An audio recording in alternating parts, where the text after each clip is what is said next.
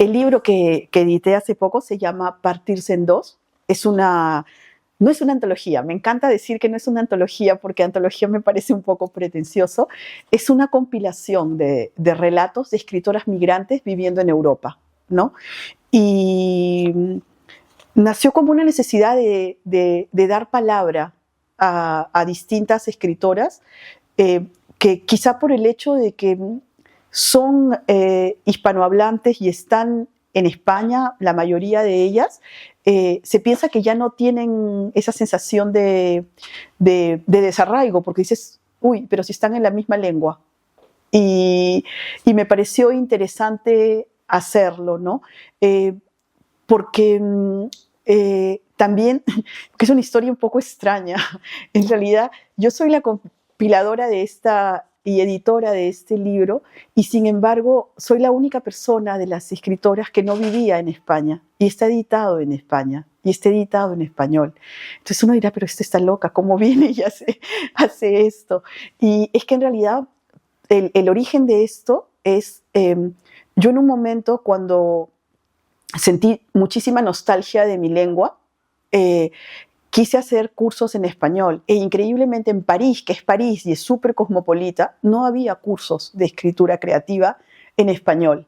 Entonces viajaba a España, volvía, hacía los cursos online, y no, en esa época la pandemia todavía no había llegado, entonces la noción de Zoom no estaba tan desarrollada. Y bueno, comencé a darme cuenta que éramos muchas en la misma situación, y decidí hacer este libro. El título viene de un poema de Cristina Peri Rossi que se llama Partirse en dos, porque creo que un migrante siempre está partido en dos, siempre es allá, siempre es la casa que uno dejó, ¿no? Y también me puse como desafío, y se lo puse a las autoras que participan acá, que son 13 autoras distintas, de Venezuela, Argentina, México, Nicaragua, Brasil. Son, digamos, escritoras profesionales.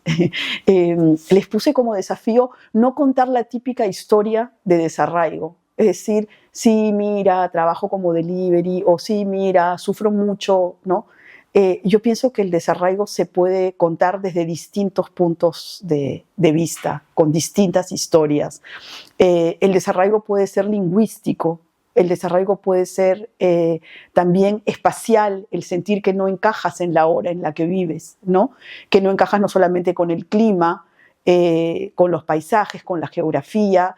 Me gusta mucho una frase de una poeta argelina que llama a las mujeres migrantes, las mujeres a la geografía ausente, ¿no? Y es un poco eso que motivó a hacer este pequeño libro, que lo editó Lecturas de Arraigo, que es una pequeña editorial independiente que decidió ampliar su catálogo con nosotras, porque se creó para fomentar y editar literatura venezolana, pero se animó con el proyecto y lo lanzamos.